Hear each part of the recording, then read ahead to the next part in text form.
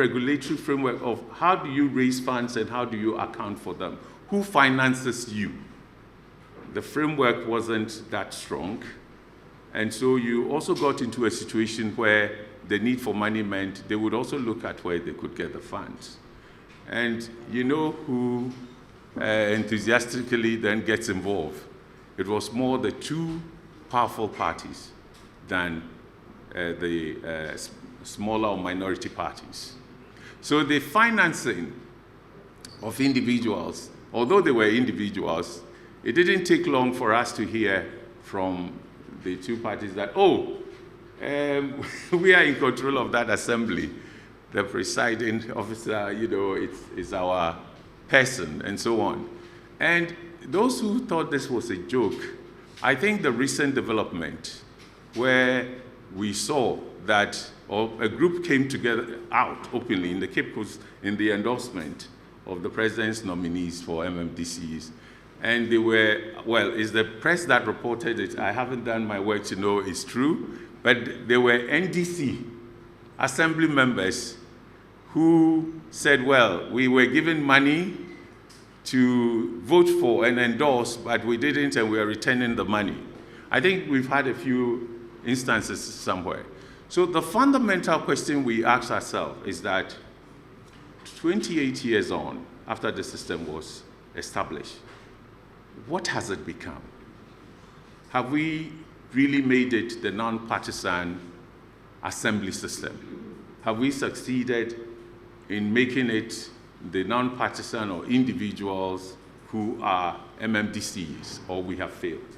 It is long enough, and that evidence is extremely important, tells you whether this system can take us far or not.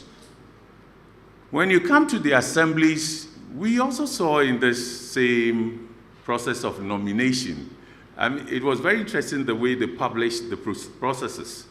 But you could also see that in the nomination of MMDCs, candidates for confirmation, the governing party was actively involved. And it makes sense that they want to know those they can work with to deliver their programs in 4 years. And yet, we have a rule that says, no, don't show your party identity so much.